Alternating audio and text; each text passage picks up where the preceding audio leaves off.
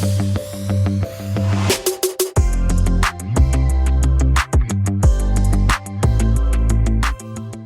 Colliders! We're so glad that you could join with us once again this week. This is awesome. We're really sorry that this could not be in person like we'd really like it to be, a large group gathering, but I don't even know what to say about the times that we're in right now. What we do know is that we're in the middle of our Look Around series. Last week we had Pete and Mary on here as we looked around and looked at ways we could serve and share our faith with our families and our friends. Now we're looking just a little bit larger of a group than that. This week we have our very own Zach and Rachel Hamilton. Woo woo! Big shout out to them on here as we look how we can serve and share our faith with our neighborhood and our community. So we're going to get to that, but right before that, we want to be able to have some announcements, so I'll see you right after those.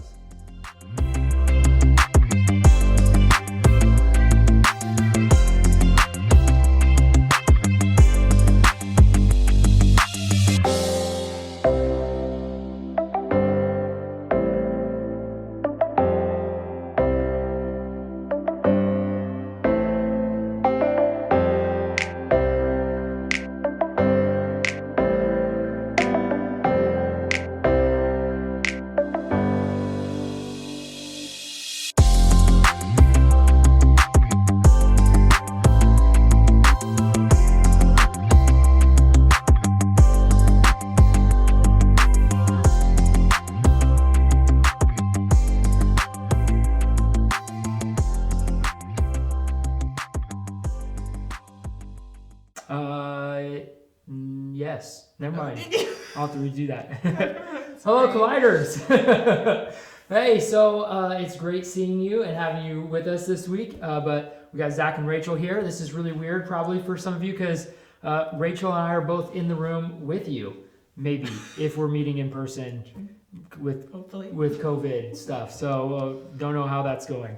But we just got done reading this passage. Maybe you, in your small group, you got done talking about this passage. And I guess I just wanted you guys to be able to share what are some of your thoughts with this passage, especially as it relates to sharing your faith with our neighbor, as the question went to Jesus in this passage. I don't know. Something that just jumped out in this passage to me was just that the Samaritan had compassion on the man and that he did something. He acted on seeing someone suffering, no matter who the person was. And I know that something that has helped me with sharing just about God and about Jesus or the gospel is just remembering that compassion, like that there are so many people that need to hear about Jesus and that just need to see love. And so that's really helped, just having those reminders of just God's compassion for us, and he has that for everybody. And so if I can be someone to share that, just that idea of having compassion on people has really helped to share something about God or to share my faith, with those around me. If you have some thoughts, I'd love to hear them. So for me, when I look at this, when I think about the Samaritan in comparison to the Levite, to the priest, I just think through what God originally created us to be and to do. And for me, this goes all the way back to creation, and that we were created to be representatives of God's here on earth. And that means that we're called to represent God in how we love people and care for the world. And ever since sin has come into the world, that brings division, it brings discord, it brings separation and isolation. And the impact of sin is that we are constantly looking to segregate and isolate ourselves from other people. We create barriers. And for the Jews, even though God had called them specifically to be a light to the nations, to be a priesthood of people that together collectively brought the glory of God to the world as people came and he mediated his presence through them, they over time created these barriers and isolated themselves off. And they had lost sight of what God had called them to be and to do. And so this priest and this Levite, they passed by on the road, and and there's this person he's hurt and he's bleeding and in need, and for them, they had, as priests and Levite, they're so focused on this responsibility they have as priests and Levite to stay clean and pure. They don't want to become unclean by touching blood and all those things, and so they've allowed that to, in a sense, play a trump card over God, who says, "I desire mercy and obedience," right? So they've allowed that now to play a trump card over even the greatest objective that God has for them, which is to love, be an expression of God's love to the world, and especially to each other. And so they allow that barrier then to keep them from pressing towards this person who needs help. And this Samaritan comes by, though, and it's just that massive contrast of, even though Samaritans and Jews, supposedly, at that time, they were like enemies. They hated each other, hated each other's guts. Mm-hmm. Jesus paints this picture of someone who was able to get past that barrier, right? Mm-hmm. That the greatest this expression of love is being able to get past those barriers, to not let barriers keep us from loving people, because really for us, that's antithetical to the gospel. That we have this barrier of sin between us and God that separates us. And the gospel says that God broke through that barrier, right, to come to us. That was a gospel acronym. S, sin separates us from God. Yeah. So you're hitting it great on. And so it's so reflective of what God wants us to be and do. Is, in a sense, we're barrier breakers. We don't let those things get in the way of going to people, because God doesn't. And if we want to reflect God's love, we push through the barriers and we get them out of the way. And that's what the Samaritan did. And that's what made him this good neighbor. And so really what Jesus does is he flips it. He says, it's not about figuring out who is my neighbor, because that's really just trying to divert it and try to get out of loving certain groups of people, right? Who's my neighbor? Who do I focus on? And Jesus opens it up and he says, that's the wrong question. The question isn't who's your neighbor. The question isn't about trying to get out of loving certain groups of people. The question is, how can you be a good neighbor to other people every time the opportunity presents itself? And so, to me, what it comes down to is just that we don't let things get in the way of us loving people. You almost, when you mention Samaritan, you almost imagine everybody that's listening to Jesus tell the story, the air just goes out of the room. What, like the Samaritan? Like this guy, they all expected the Samaritan, when he mentions the Samaritan, to come by and kick him again, and be like, good riddance, kick you, and then keep on walking, But anyways, I think that's extraordinary, because Jesus, I think in this, he's trying to push us outside of our comfort zones. That your neighbor, I want you to include everybody in that, and that especially means all the people you're uncomfortable with loving. So how can in this series, we're talking a lot about like sharing our faith. How can serving, and you guys have a lot of, you guys do this really well, I think, and again, not perfectly to your point that you just said, but how can serving your neighbors, and that means especially people that maybe you're uncomfortable with serving, but serving people lead to sharing your faith?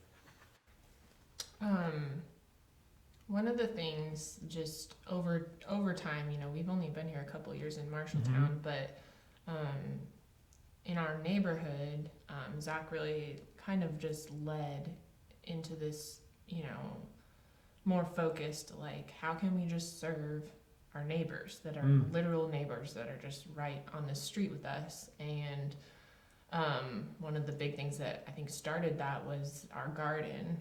We made a garden and we just would give vegetables away. And so like it started with that, and then just being outside, we'd play in the front yard some versus the backyard, and the other neighbor kids would just come over. And so we were out there and just available, and just, we'd have snacks or whatever sometimes, but just giving out vegetables and just different things like that is kind of how it started. And then I would say just being available and being there, and some serving in there too, led to just, I think, the neighbors being more comfortable to come, but we had to go out first, like he's saying, like God reached out to us, and we went out and were literally delivering vegetables to people's doors.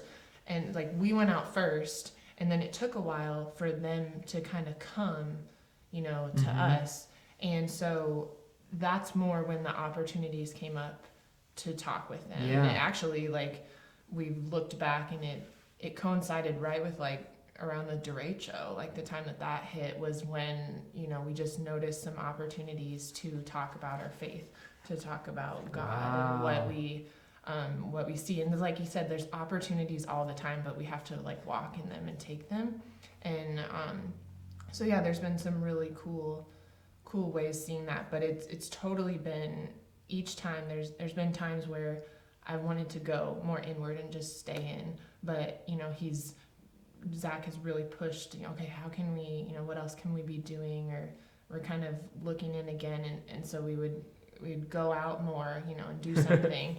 And it was just really good. Like, it was out of my comfort zone sometimes. And it was sometimes when we would, you know, serve a meal or something, you know, or just have kids over to play. It was like too much. Like, I'm an organizer. I like to have things in order somewhat. And it was just, sometimes it just felt like too much chaos. And so it was like really out of my comfort zone sometimes. But yeah, so serving in different ways kind of led to opportunities to share our faith just by being there and around and present. So Do you have any specific maybe examples that pop up to your mind that some of the youth could pursue, like some ideas for them? Like, a lot of times with our youth, I would say they lean more towards what you're talking. They don't usually end up falling in the path of trying to do more than they can or doing things outside their resource. More of the time it's like, well, I'm just a kid, that's not my responsibility type of thing.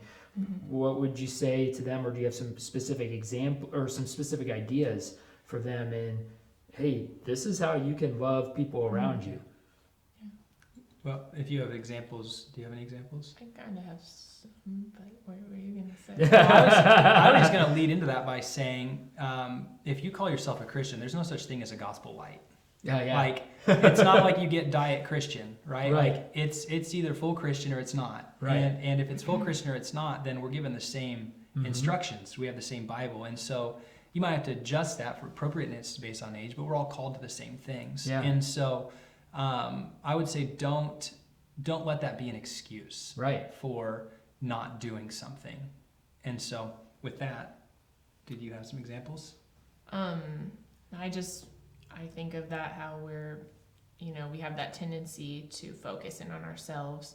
And so it's easy to get on our phones, social media, I know just with teens especially, somewhat is a big thing. And so, yeah, like getting out, like even just going on a walk, like some of you are so young that you don't quite like have a job yet, you know, or maybe you live in a place that you don't have neighbors like directly next to you or something.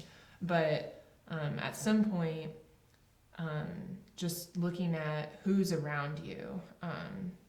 And, you know, for us, it's like our literal neighbors somewhat, but also if you have a job, just who is around you in that job. If you go to school, a public school, which now the schools are going to remote learning, but who's right around you in your class?